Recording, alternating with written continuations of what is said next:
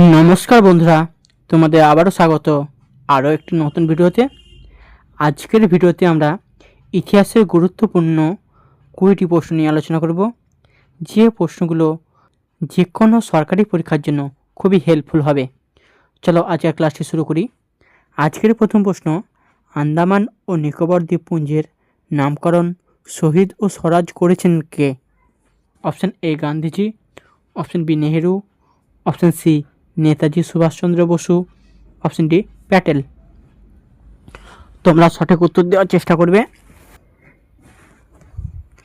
এই প্রশ্নের সঠিক উত্তর অপশান সি নেতাজি সুভাষচন্দ্র বসু। পরবর্তী প্রশ্ন, নেতাজি সুভাষচন্দ্র বসুকে নেতাজি নামটি কে দেন? Option A Rabindranath Tagore, option B Rashbehari Bose, option C Jawaharlal Nehru, option D Mahatma Gandhi. সঠিক উত্তর অপশান বি রাসবিহারী বসু। পরবর্তী প্রশ্ন, Nikhil Bharat Trade Union Congress প্রতিষ্ঠিত হয় কবে? অপশান এ 1919 সালে, অপশান বি 1920 সালে, অপশান সি 1925 সালে, অপশান ডি 1930 সালে। সঠিক উত্তর অপশান বি 1920 সালে। পরবর্তী প্রশ্ন, হান্টার কমিশন গঠিত হয় কবে? অপশান এ 1917 সালে, অপশান বি 1918 সালে, অপশান সি 1919 সালে, অপশান ডি 1921 সালে। সঠিক উত্তর অপশান সি 1919 সালে। পরবর্তী প্রশ্ন, স্বরাজ পার্টির প্রথম সভাপতি কে ছিলেন? Option A Chittaranjan Das, option B Motilal Nehru, option C Subhash Bose, option D Rajendra Prasad. সঠিক উত্তর অপশান এ চিত্তরঞ্জন দাস। পরবর্তী প্রশ্ন, ন্যাশনাল ট্রেড ইউনিয়ন ফেডারেশন গঠিত হয় কবে? অপশান এ 1929 সালে, অপশান বি 1933 সালে, অপশান সি 1938 সালে, অপশান ডি 1942 সালে।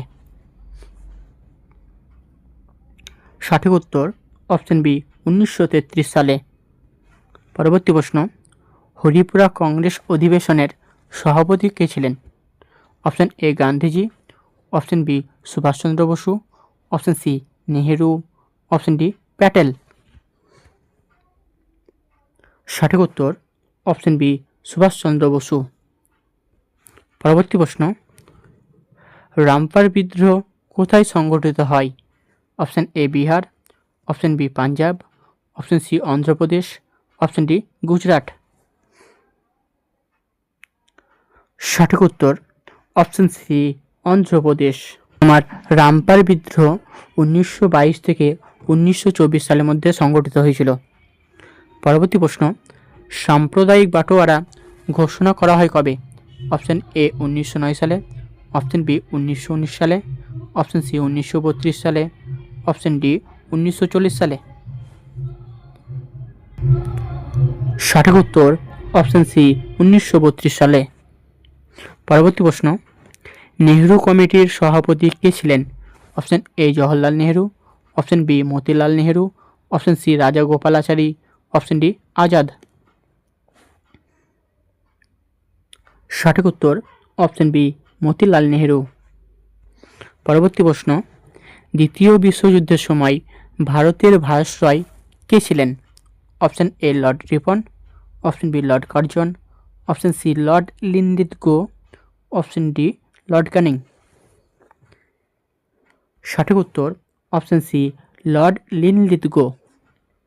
পরবর্তী প্রশ্ন, ক্রিপস মিশন ভারতে আসে কবে? অপশান এ 1940 সালে, অপশান বি 1941 সালে, অপশান সি 1942 সালে, অপশান ডি 1945 সালে।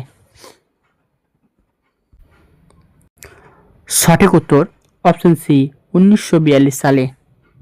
পরবর্তী প্রশ্ন, কংগ্রেস সভাপতি ছিলেন আবুল কালাম আজাদ কোন সালে? অপশান এ 1939 সালে, অপশান বি 1940 সালে, অপশান সি 1942 সালে, অপশান ডি 1946 সালে। সঠিক উত্তর অপশান বি 1940 সালে। পরবর্তী প্রশ্ন, ওয়াভেল পরিকল্পনা ঘোষণা করা হয় অপশান এ 1944 সালে, অপশান বি 1945 সালে, অপশান সি 1946 সালে, অপশান ডি 1947 সালে।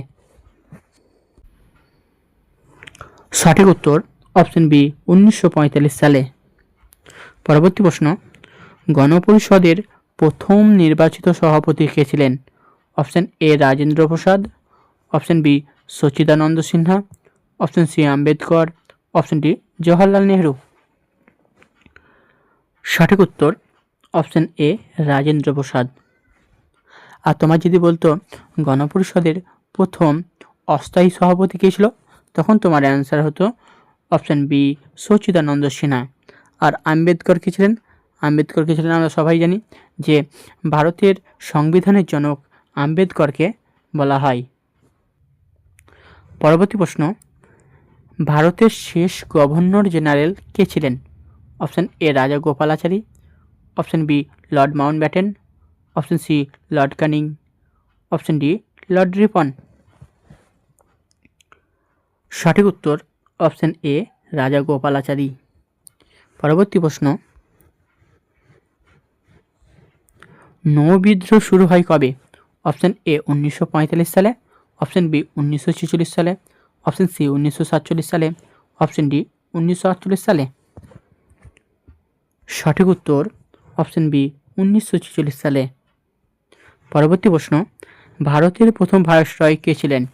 Option A lord Canning, option B lord Curzon, option C lord Ripon, option D lord Bentinck. সঠিক উত্তর অপশান এ লর্ড ক্যানিং। পরবর্তী প্রশ্ন, ভারতের শেষ ভাইসরয় কে ছিলেন? Option A Lord Wavell, option B Lord Linlithgow, option C Lord Mountbatten, option D Lord Irwin. সঠিক উত্তর অপশান সি লর্ড মাউন্টব্যাটেন। পরবর্তী প্রশ্ন, আজকে শেষ প্রশ্ন, ভারত ছাড়ো আন্দোলন শুরু হয় কবে? 1940 সালে, অপশান বি 1941 সালে, অপশান সি 1942 সালে, অপশান ডি 1943 সালে। এই প্রশ্নের উত্তরটা তোমরা কমেন্টে জানাবে। তো এই ছিল আজকের ইতিহাসের গুরুত্বপূর্ণ 20টি প্রশ্ন। ক্লাসটি কেমন লাগলো তোমরা কমেন্টে জানাবে, এবং ক্লাসটি ভালো লাগলে চ্যানেলটিকে সাবস্ক্রাইব করে পাশে থাকা বেল আইকনে ক্লিক করবে। এবং এই ক্লাসের পিডিএফের জন্য তোমরা আমার টেলিগ্রাম চ্যানেলে জয়েন হয়ে যাবে। টেলিগ্রাম চ্যানেলের লিঙ্ক ডিসক্রিপশনে দেওয়া রয়েছে। ধন্যবাদ, দেখা হচ্ছে পরবর্তী ভিডিওতে।